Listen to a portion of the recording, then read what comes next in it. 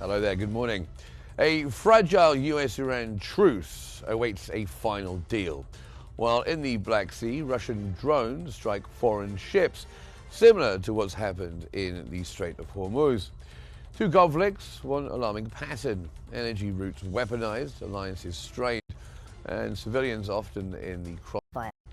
As Tehran and Moscow challenge Washington, every sanction and every negotiation has the world hoping for a resolution. Will we see an end to the war in Iran as hostilities in Europe start to increase? Let's get in focus.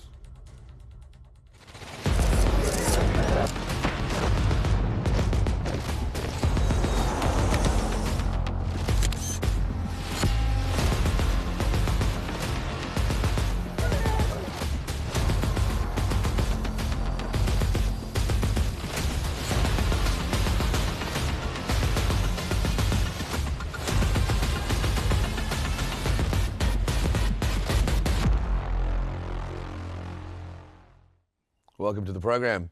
Recent Russian drone attacks on 3 foreign merchant ships have reignited severe security fears across the Black Sea. These dangerous strikes directly targeted a vital international export corridor, threatening global shipping lanes. This aggressive economic warfare explicitly aims to paralyze grain trade by hitting civilian vessels, including a Turkish-owned ship. Moscow artificially spikes insurance costs and jeopardizes international food security. Ultimately, these unmanned aerial operations push maritime safety to a breaking point. Commercial shipping routes remain highly vulnerable, creating deep instability for global trade networks.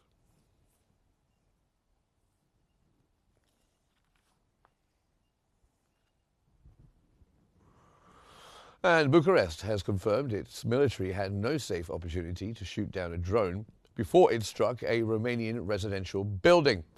This incident in Galati marks a dangerous cross-border spillover, injuring civilians inside a NATO country. Defense forces tracked down the weapon but avoided firing to prevent massive collateral damage over populated zones.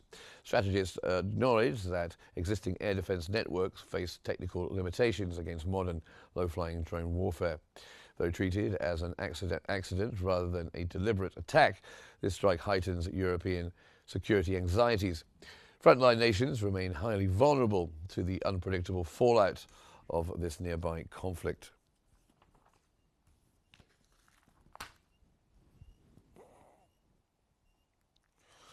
A former Iranian military commander warns that Washington and Israel are uniting to completely redraw the Middle East map. He claims their shared strategy focuses on bringing down Tehran to impose a new order. This geopolitical plan targets both territory and resources, they say. While Tel Aviv seeks expanded land across Arab borders, the American administration aims to dominate valuable Gulf oil and gas reserves.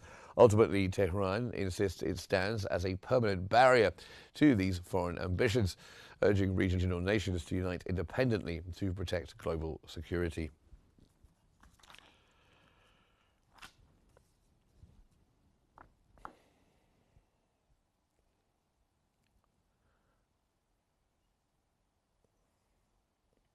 And now joining us from Kyiv is Peter Dickinson, who's Ukraine editor at Atlantic Council. Thank you very much for joining us here on In Focus. Let's start with the breaking news this morning. This Russian drone which has attacked a residential building in Romania, some 14 kilometers from Ukraine, I think where it was supposed to be heading. What's your reaction? Well, we have to assume that this was an accident. Of course, we don't know. It could have been a warning shot from the Russians across the NATO border. That seems to be unlikely, but it can't be ruled out. But certainly, this is something we're seeing more of. We've seen recently a number of drones, Ukrainian drones, fired at Russian targets, but being redirected across the border between Russia and the nearby Baltic states, into Latvia in particular. So this is more and more of this spillover. Is it by accident or is it by design? It's certainly something that's causing a lot of concern within NATO countries. They don't know quite how to respond to it. and it will certainly increase the tensions between NATO and Moscow. Now, whether that will lead to is not clear, but it certainly will. It will underline the potential dangers for an escalation in the war. I don't know how much you know about drone warfare and could enlighten us. Apparently, there were supposedly hundreds of drones that were on the attack at the time. Can one just go off its course and end up attacking a different country? Is that likely? It's possible. It can't be ruled out. I mean, when we're talking about these large attacks, what we see happening now for some time, the attacks are getting larger and larger. So it's quite common now for hundreds of different drones to be involved in a single attack over a single night. Not necessarily at the same target, but broadly speaking, we could have a situation where there's more than 500 drones fired from Russia into Ukraine on a single night. Ukraine has a variety of different ways of dealing with that. Some are the direct interception of drones, literally by shooting them down, either by gunfire or via using interceptor drones. They also use a lot of electronic methods to disable drones, to bring them down, or to send them off course. So there's always a lot of scope for the odd drone going randomly at a different direction. It could have been a malfunction. Of course, this technology is not infallible. It could also be simply a human error. So there's a lot of different reasons why this may have happened. It would be premature to conclude that this was a deliberate attack on Romania, but it can't be ruled out. It could have been a way of the Russians sending a signal, sending a warning shot, saying, "Look, don't think you're outside of beyond the realms of this conflict." We can't rule that out. And it's worth saying 2 people were injured. We think not too severely, but injured nevertheless. Of course, Romania is a NATO country. That adds a level of problem. Do you not think? Do you think Russia would be that bold at this stage to strike a NATO country? Well, we've already seen a number of examples of hostile acts by Russia in NATO countries since this war began. In fact, before this full-scale invasion began, but certainly in the past year, we saw last year a significant number of Russian drones entering Polish airspace. They didn't cause any injuries, as far as I'm aware, on that occasion, but I think it was last September. We had a large number, well, a relatively large number, certainly by Polish standards, an exceptional number. I think around 20 Russian drones were identified on that occasion. More recently, we've seen Russian drones entering other airspace across Europe, mostly in NATO airspace. And as I mentioned, we've seen a number of Ukrainian drones targeting Russian targets, Russian oil and gas industry targets in the Baltic region, being, according to the Ukrainian side at least, and according to the Baltic states, being redirected deliberately by the Russians, technologically being basically hijacked and redirected into the Baltic airspace, which is NATO airspace. So yes, I mean, I think the short answer to your question is yes, Russia would be so bold, and the Russians will be calculating here that NATO will not regard this as an act of war. Almost certainly will not. They'll downplay it, at least publicly, although of course behind closed doors they may take it much more seriously.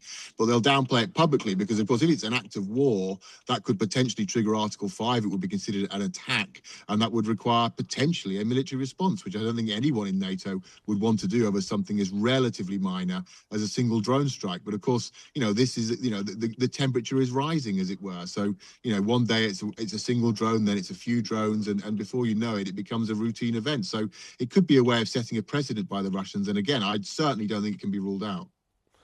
Yeah, and perhaps, as you say, testing the waters and seeing how far they can push it. Let's go to the drone strikes on foreign ships in the Black Sea. What do you make of these? And is this a new economic front of warfare?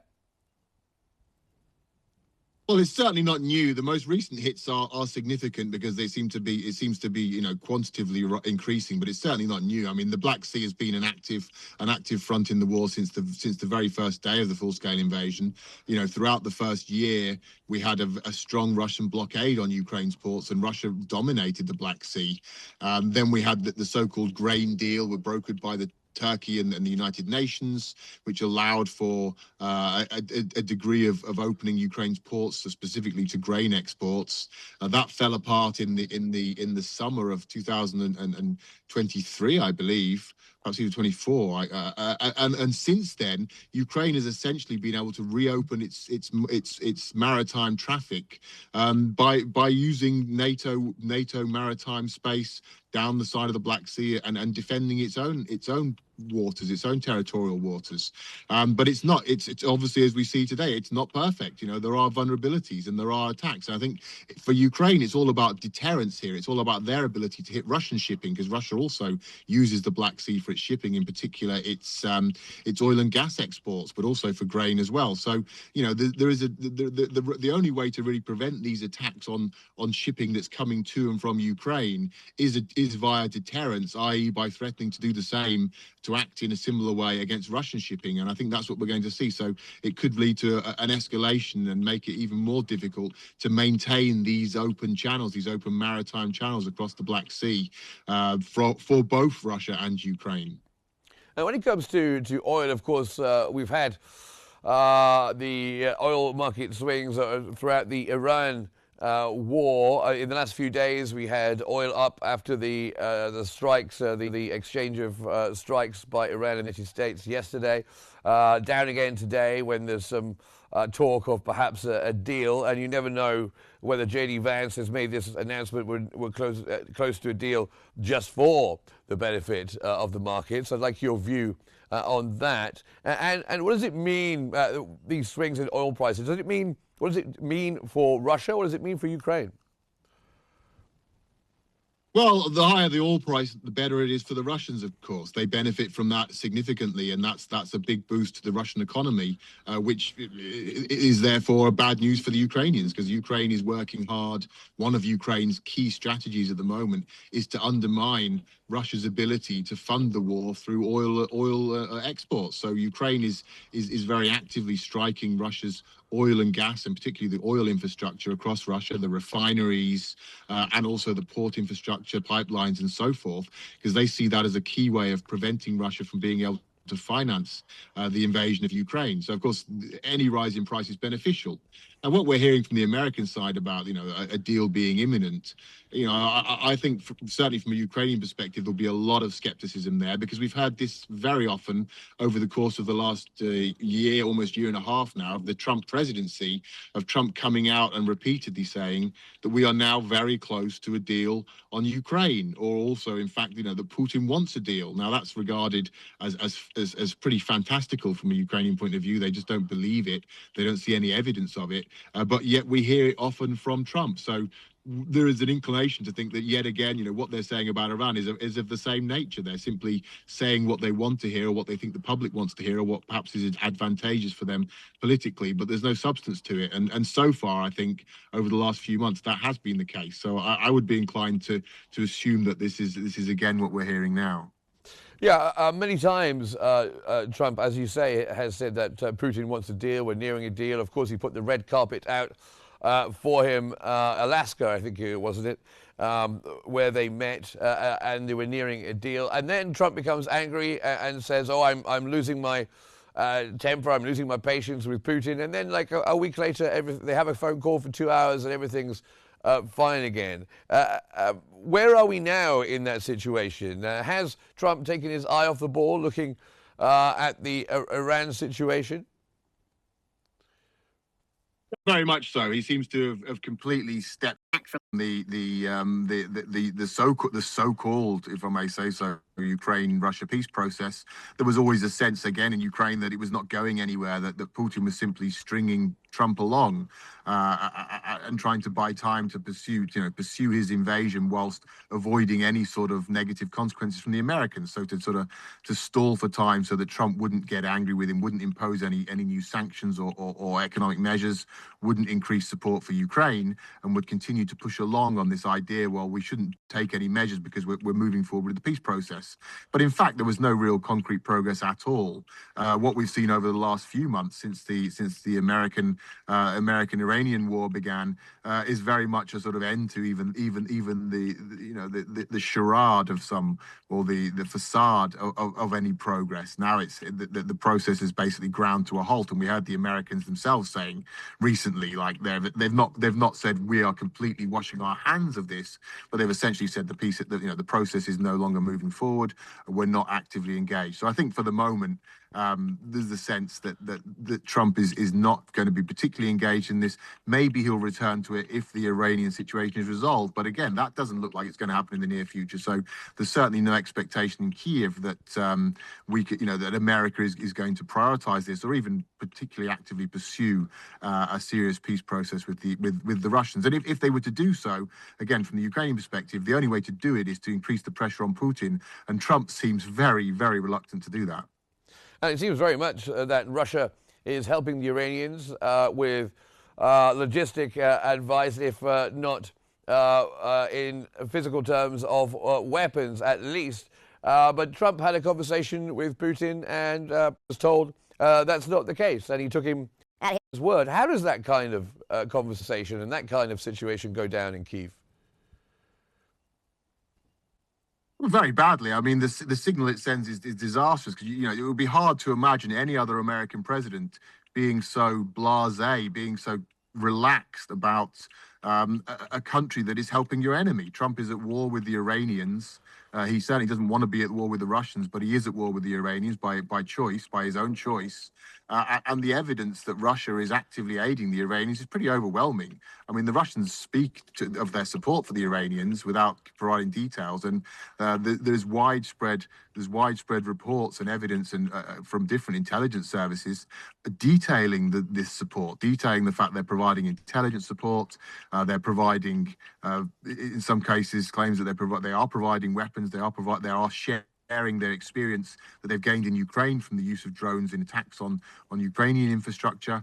And they're using this to attack America's allies and America's own bases, the Iranians, I mean. So it's really staggering that an American president would not take that more seriously, but he doesn't seem to. So it just underlines the idea that, on a very fundamental level, Trump is, for whatever reason, we may not know why, but for whatever reason, he's very, very close to Putin. He wants to be on good terms with Putin. He wants to be an ally of the Russians, and he's not going to let anything upset that, even when the Russians are actively participating in a war against America.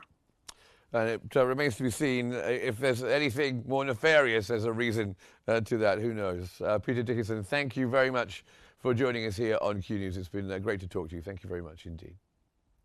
Now, while Washington and Tehran discuss diplomacy, the Lebanese front is once again witnessing dangerous escalation. Israeli airstrikes have intensified across southern Lebanon and reportedly reached Beirut once again, amid growing fears that the northern front could spiral into a broader confrontation. Lebanese officials say at least 11 people, including 2 children, were killed in the recent Israeli strikes on southern Lebanon. Meanwhile, the Israeli army confirmed that its operations are now extending beyond what it calls the security zone in southern Lebanon. The escalation comes as ceasefire violations continue to multiply, raising questions over whether the region is heading towards another major confrontation linked to the wider Iran-Israel-US crisis.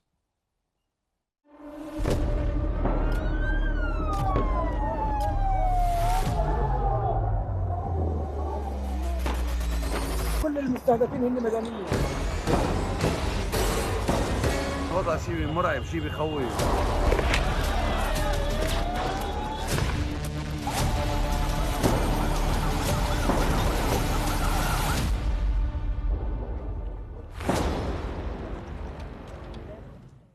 Now, the New York Times reports that Israel launched a new wave of strikes on Beirut and southern Lebanon amid the growing regional tensions linked to the wider confrontation involving Iran, Israel, and the United States.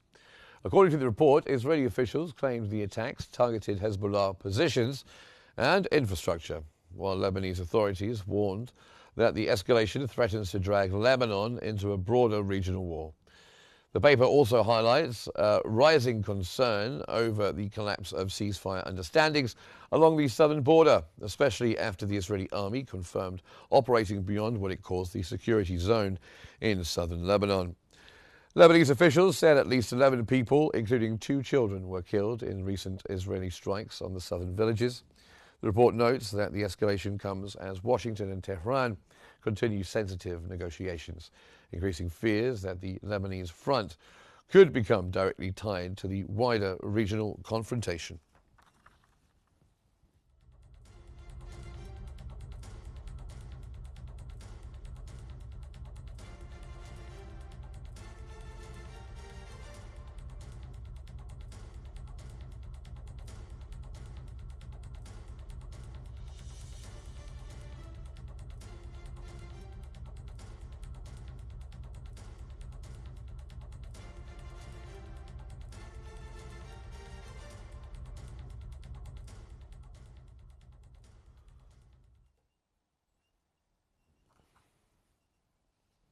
And joining us from Beirut is the political analyst Abdullah Neama. Thank you very much for joining us here on In Focus. Now, we spoke yesterday, and you were telling how your home, a home of some of your relatives, had been destroyed. Just I mentioned that report by the New York Times just a few moments ago, claiming that Israeli officials claiming that their attacks are targeted on Hezbollah positions and infrastructure. What would you say to that?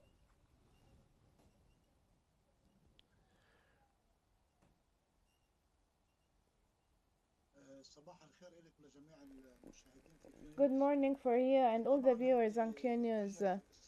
All of these are Israeli pretexts. Israeli nowadays are destroying schools and infrastructure and destroying and killing people who are not related to Hezbollah, and they're destroying their homes.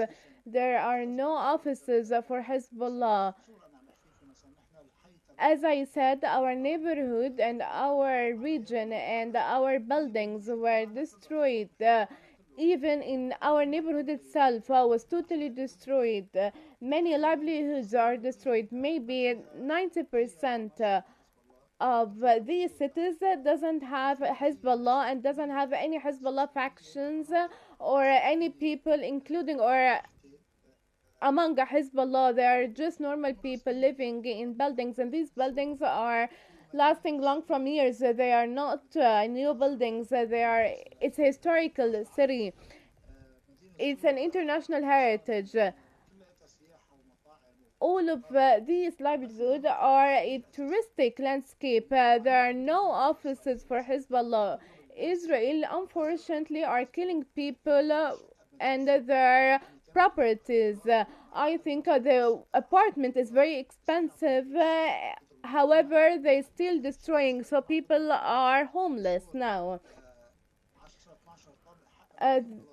They are destroying millions of dollars, and these compensations cannot go to people or martyrs. Israel now is destroying southern Lebanon, and they're making pressure on Hezbollah and the government for de-weaponizing by destroying their properties and killing people. Israel today doesn't want peace. Who wants peace doesn't destroy societies. Who wants peace doesn't destroy buildings and doesn't destroy totally neighborhoods or livelihood. They are calling peace. So how they calling peace? Meanwhile, they're destroying and killing people. There are many casualties. We can see that Iran doesn't make a total solution for Lebanon. I think southern Lebanon is being occupied nowadays, and we can say that it's totally destroyed. Israel wants the southern part. However, Iran doesn't strike Israel. It's strange that we are making war to support Iran. However, Iran doesn't make anything for Lebanon. At the same time, as a Lebanese government, they're trying to initiate, and I'm calling to stop war on Lebanon, this chaos and absurd war. Unfortunately, Lebanon is suffering from internal situation, and they are accused by many touristic actions. However, the other side, Iran is negotiating with Israel. However, Lebanon, no, by Pakistani mediator, and we know that the U.S. who assassinated the president of Iran, nor Jewish or anybody or any faction is doing something for Lebanon. We cannot forgive Israel. I don't know this paradoxical situation or this equation. Nobody can understand that Lebanese society is being killed and the people are increasing, the toll is being increased, and we reached from so far we reached 3 years from the beginning of the war. We are in an open war. Every day there are deaths and there are many raids and many wars. We have been spending we are not spending 7 or 8 months. So far we are now 3 years on war. We are suffering by all means, and in many ways. The unemployment increased, the internal situation being worse, and the last war, and by assassinating of the president of Iran, there is a pressure on Lebanon and the Lebanese society and Lebanese cities, because 2.5 million people displaced from their homes. Yeah, indeed. I just want to interrupt you. I'm sorry to interrupt there. I just wanted to ask you about this news coming from Netanyahu, who I think said this last night, saying that Israel wants to expand its military operations beyond the so-called security zone in southern Lebanon. What message do you think Israel is trying to send? And also, how do you think Israel is being allowed to get away with this?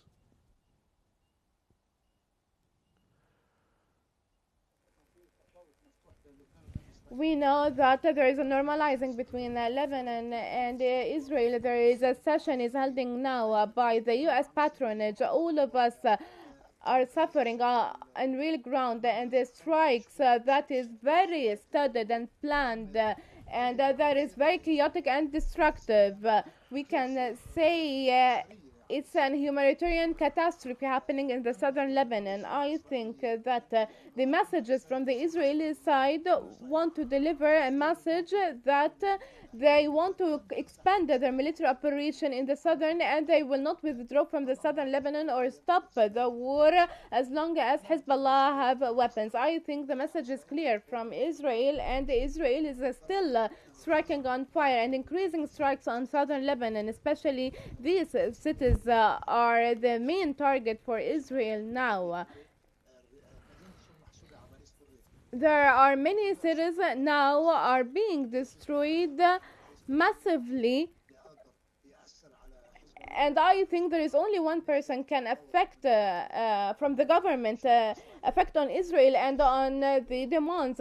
These things increase the pressure on the country and on the government as well. And we saw in the last period in Beirut last Wednesday, when they destroyed an administration.